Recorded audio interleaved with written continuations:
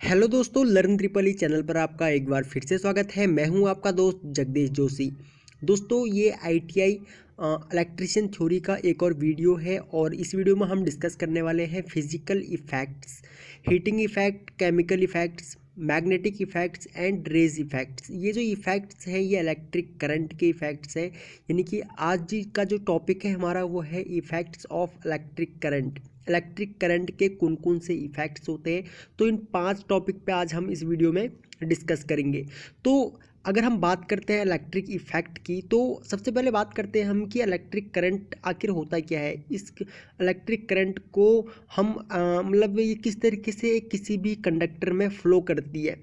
तो हमने अपनी जैसे कि अपनी पुरानी वीडियो में, जो पिछली वीडियो मैंने डिस्कस किया था, उसमें मैंने आपको मॉलिक्यूल्स, एटम्स, इलेक्ट्रॉन्स, प्रोटॉन्स, इन सब के बारे में बताया था। तो अगर हम बात करें इलेक्ट्रॉन्स की, तो उसमें मैंने डिस्कस किया था कि जो हमारा करंट जो होता है वो इलेक्ट्रॉन्स, मतलब कि जो करंट होता है हमारा वो फ्लो ऑफ इलेक्ट्रॉन्स होता है। ठीक है। तो अगर हम इस इलेक्ट्रिक करंट के इफ़ेक्ट्स की बात करते, हम इसको ना देख करके पता कर सकते हैं, सिर्फ इसके इफ़ेक्ट्स के थ्रू ही हम ये जान सकते हैं कि हाँ, यहाँ पे इलेक्ट्रिक करंट जो है वो फ्लो हो रहा है। ठीक है। जैसे कि फिजिकल इफेक्ट, शारीरिक प्रभाव and heating effect, chemical effect, magnetic effect and rays effect. ये 5 तरीके के जो इफेक्ट्स हैं, सिर्फ इन्हीं की वजह से ही हमको पता लग सकता है कि किसी भी कंडक्टर में इलेक्ट्रिक करंट फ्लो हो रहा है। इसको छू करके या फिर देख करके, महसूस करके नहीं किया जा सकता। अब अगर हम बात करें फिजिकल इफेक्ट की, यानी कि शारीरिक प्रभाव की, तो शारीरिक प्रभाव से मेरा कहने का मतलब ये है कि जैसे कि किसी भी कंडक्टर में इलेक्ट्रिक करंट फ्लो हो रहा है, तो जिस तरीके से हम हवा को नहीं देख सकते, उसी तरीके से हम एक कंडक्टर में से इलेक्ट्रिक करंट अगर फ्लो हो रहा है, यानी कि फ्लो ऑफ इलेक्ट्रॉन जो है वो अगर फ्लो हो रहे हैं, तो हम उसको देख नहीं सकते हैं। लेकिन अगर हम उस कंडक्टर को छूते हैं जिसमें से इलेक्ट्रिक करंट फ्लो हो रही है, तो हमें एक जोर का झटका लगता है, हमको एक जोर का करंट लगता है। हम कहते हैं ना, हमको करंट लगता है। तो होता क्या है कि जो हमारी बॉडी होती है, हमारी बॉडी भी एक कंडक्टर की तरह बिहेव करती है, या फिर हमारी बॉडी भी एक बहुत अच्छा कंडक्टर है। ठीक है। तो इसीलिए जो फ्लो ऑफ इलेक्ट्रॉन होते हैं, जब हम किसी कंडक्टर को छूते हैं, तो क्या होता है कि जो इलेक्ट्रॉन है वो हमारी बॉडी में से भी पास होने लग जाते हैं, जिसकी वजह से हमें एक जोर का झटका लगता है। और अगर वोल्टेज जो है वो हाई होगी, तो करंट हमें और भी ज़्यादा लगेगा। क्यों लगेगा? क्योंकि जो वोल्टेज जो है वो एक फोर्स है, वो एक इलेक्ट्रोमोटिव फोर्स है। ठीक है। तो अगर वो वोल्टेज अगर मतलब ज़्यादा होगा, तो हमको ज़्यादा तेज का झटका लगेगा और हमारी डेथ भी हो सकती है। तो एक तो हमारा शारीरिक प्रभाव के थ्रू हम पता कर सकते हैं कि किसी भी कंडक्टर में जो है वो करंट फ्लो हो रहा है या नहीं हो रहा है। ठीक। दूसरा है हमारा हीटिंग इफेक्ट। मतलब हीटिंग इफेक्ट से मेरा कहने का मतलब ये है कि हीटिंग इफेक्ट्स मीन्स, अगर कोई मान के चलिए, जो हमारे घरों में एलईडीज़, पहले जो 100 वाट के बल्ब शायद आपने देखे होंगे। फिलहाल तो हम एलईडीज़ बल्ब यूज़ करते हैं, उससे कुछ टाइम पहले जो थे वो सीएफएल चला करते थे। ठीक है। तो अब जो कि हम 100 वाट के अगर बल्ब की बात करते हैं, तो उस बल्ब में जब तक हम स्विच ऑन करते हैं, तो ऑन करने के बाद जब बल्ब जो है वो जब ग्लो करता है, तो वो एक हीटिंग इफेक्ट है। और अगर हम आज के एलईडीज़ की बात करते हैं, तो एलईडीज़ भी जैसे ही स्विच ऑन करा हमने और उसमें इलेक्ट्रिक सप्लाई गई, तो वैसे ही हमारा एलईडी बल्ब जो है वो ग्लो हो जाता है, वो रोशनी अपनी चारों तरफ जो है वो रोशनी करता है। तो वो एक हीटिंग इफेक्ट है। और अगर हम बात करें एक हीटर की, जो कि हम नॉर्मली कुकिंग के लिए यूज़ करते हैं, या फिर अगर हम वाटर हीटर की बात करें, या फिर अगर हम गीज़र की बात करें, तो वो एक हीटिंग इफेक्ट है। उसको जैसे ही हमने पानी में उसको किसी गीज़र को हमने यूज़ किया हीटिंग पर्पज़ के लिए, या अगर हमने वाटर हीटर को यूज़ किया है हीटिंग पर्पज़ के लिए, तो उसको जब पानी हमारा गर्म हो करके, जब हम पानी को जब महसूस करते हैं अपने हाथ से कि हाँ भाई पानी गर्म हो गया है, तब हमको पता लगता है कि हाँ, यहाँ पे जो थी वो इलेक्ट्रिकल सप्लाई, जो इलेक्ट्रिक करंट है उसने अपना काम किया, जिसकी वजह से पानी जो है वो गर्म हुआ है। तो ये जो हीटिंग इफेक्ट है, इसके थ्रू हमको पता लगता है कि किसी भी कंडक्टर में यहाँ पे जो है वो इलेक्ट्रिक करंट जो है वो काम कर रहा है।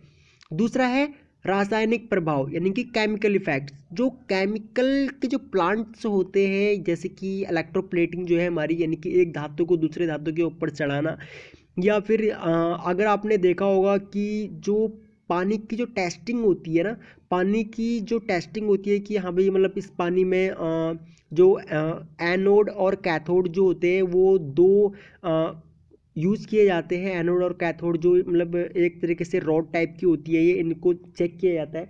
तो ये इलेक्ट्रिक सप्लाई से ही चेक किया जाता है। इसमें क्या होता है कि जो पानी में जितना भी जो अनवांटेड जो पार्ट्स होते हैं वो पता लग जाता है एनोड एंड कैथोड से, ठीक है। तो वो भी है। और दूसरा इलेक्ट्रोप्लेटिंग होती है, एक धातु को दूसरे धातु पे चढ़ाना, वो है। और दूसरा हमारी जो बैटरीज जो होती हैं कि बैटरीज में हम चार्जिंग पे जब हम बैटरीज को लगाते हैं तो वो एक बैटरी का जो उसके अंदर जो इफ़ेक्ट्स है, अगर देखिए हम बैटरी की बात करते हैं तो बैटरी को जब हम चार्ज करते हैं, चार्ज करने के बाद आपने कभी सोचा है कि इसके अंदर आखिर होता क्या है जिसकी वजह से जो हमको बैकअप मिलता है, जो कि इलेक्ट्रिक जो चार्ज है वो स्टोर रहता है। तो इसके अंदर केमिकल्स होते हैं, वहाँ पे जो होता है वो केमिकल रिएक्शन होता है, जिसकी वजह से केमिकल रिएक्शन होने की वजह से जो बैटरीज जो है वो इलेक्ट्रिक चार्ज को स्टोर कर लेती है, ठीक है, जिसकी वजह से हमको बाद में बैकअप मिल जाता है और हम बाद में उस इलेक्ट्रिक चार्ज को यूज़ में ले लेते हैं। तो वो भी एक केमिकल इफ़ेक्ट्स के थ्रू हम पता लगता है हमको कि हाँ यहाँ पे इलेक्ट्रिक करंट जो है वो यूज़ में हो रहा है। उसके बाद बात आती है मैग्नेटिक इफेक्ट्स।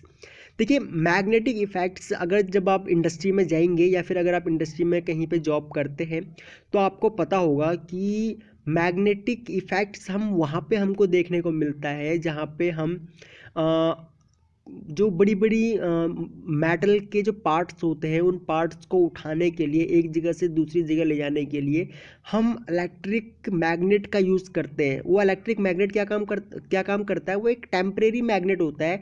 एक सीट होती है, उस सीट को एक टेम्परेरी मैग्नेट बनाया जाता है, उसको उसमें इलेक्ट्रिक सप्लाई दे करके, ठीक है। उसके अंदर एक जो टेम्परेरी मैग्नेट उसमें बनाया जाता है। अब वो टेम्परेरी मैग्नेट क्या काम करता है, जब हम उसको सप्लाई देते हैं तो वो मैग्नेट बन जाता है। मैग्नेट बनने के बाद हम किसी भी बड़े मेटल के पार्ट्स को, जो मेटल मीन्स मेरा कहने का मतलब है आयरन का पार्ट जो है, जो कि एक लोहा है, क्योंकि जो चांदी है या फिर जो अदर मेटल है हमारे, वो चुंबक के साथ उनका मतलब कि अट्रैक्शन नहीं हो पाता है। तो जो मेटल के जो बड़े बड़े पार्ट्स होते हैं उनको ह्यूमन जो मतलब कि वर्कर्स के द्वारा एक जगह से दूसरी जगह ले जाना इतना मतलब आसान नहीं होता है। तो हम क्या काम करते हैं, इलेक्ट्रिक मैग्नेट के थ्रू उसको एक जगह से दूसरी जगह पहुंचाने का काम करते हैं। या फिर सिंपल, हमने एक 9th या 10th में साइंस का एक चैप्टर था जिसमें हम क्या काम करते थे, एक कील में वायर्स को लपेट करके हम उसको डीसी सप्लाई देते थे तो वो कील मैग्नेट बन जाती थी। इट मीन्स कि जब हम किसी भी कंडक्टर को इलेक्ट्रिक सप्लाई देते हैं, इलेक्ट्रिक करंट देते हैं, तो उस कंडक्टर के चारों तरफ क्या होता है, मैग्नेटिक फील्ड बन जाता है, ठीक है यार। इसी प्रिंसिपल पर हमारे जो मोटर्स हैं या फिर हमारे जो ट्रांसफार्मर है, हमारा जो सिंक्रोनस मोटर कह लीजिए, अल्टरनेटर कह लीजिए, या फिर DC motor, 3 phase induction motor, single phase induction motor, सारे के सारे इसी प्रिंसिपल पे काम करते हैं, ठीक है।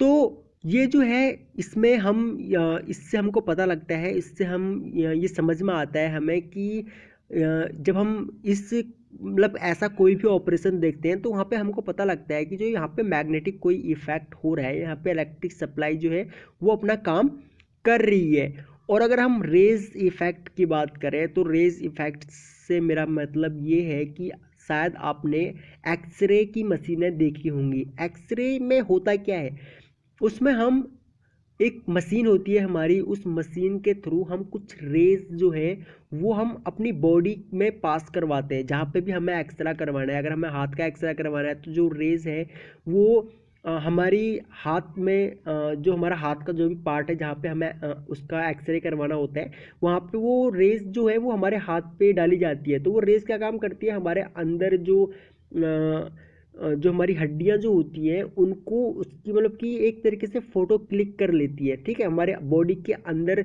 उस रेस के द्वारा हमारी बॉडी के अंदर क्या हरकतें हो रही है या फिर क्या हरकतें हैं वो आसानी से देखा जा सकता है। तो वो रेज जो है वो कैसे जनरेट की जाती है, वो रेज जो है वो इलेक्ट्रिक सप्लाई के थ्रू जनरेट की जाती है। तो वो भी एक माध्यम है कि ये पता करने का कि हाँ यहाँ पे इलेक्ट्रिक सप्लाई जो है वो अपना काम कर रही है।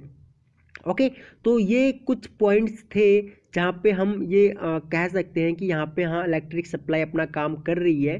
ठीक है, यहाँ पे इलेक्ट्रिक सप्लाई अपना काम कर रही है। और ये जो 5 इफेक्ट्स थे ये इफेक्ट्स ऑफ इलेक्ट्रिक करंट हैं। आई होप कि आपको ये टॉपिक्स सारे समझ में आए होंगे। नेक्स्ट जो टॉपिक है हमारे उसमें हम डिस्कस करेंगे कॉन्सेप्ट ऑफ इलेक्ट्रिक टर्म्स। ठीक है, कॉन्सेप्ट ऑफ इलेक्ट्रिकल टर्म्स के ऊपर हम इसमें डिस्कस करेंगे। और जो टॉपिक होंगे हमारे वो होगा electromotive force, voltage, electric current, resistance. ठीक है, तो इन सभी टॉपिक्स के बारे में हम अपनी नेक्स्ट वीडियो में डिस्कस करेंगे। इस टॉपिक से रिलेटेड अगर आपके कोई डाउट्स है तो आप मैं कमेंट करके पता पूछ सकते हैं, या फिर हम कोशिश करेंगे आपके सभी डाउट्स अपनी नेक्स्ट वीडियो में क्लियर करने की, या फिर हम कोशिश करेंगे कि आपके जो वीकली जितने भी डाउट्स हैं उन सभी डाउट्स के ऊपर संडे को हम एक वीडियो अपलोड करने की, जिसमें आपके लगभग सभी डाउट्स हम क्लियर कर देंगे उस एक ही वीडियो में। तो आप ज़्यादा से ज़्यादा कमेंट कीजिए ताकि आपके ज़्यादा से ज़्यादा क्वेश्चंस के आंसर मैं दे पाऊँ। और अगर आपको ये वीडियो पसंद आई तो आप इस वीडियो को लाइक कर सकते हैं, क्योंकि आपके लाइक्स और कमेंट्स से हम लोग भी मोटिवेट होते हैं आपके लिए और भी ज़्यादा वीडियोस बनाने के लिए। ओके गाइस, तो अगर आप इस चैनल पर न्यू है तो आप इस चैनल को सब्सक्राइब कर लीजिए और जो बगल में बेल आइकॉन है उसे ऑन कर लीजिए ताकि आपको हमारी सभी न्यू वीडियोस का नोटिफिकेशन लगातार मिलता रहे। ओके, तो थैंक्स फॉर वॉचिंग, जल्द मिलते हैं अपनी नेक्स्ट वीडियो में।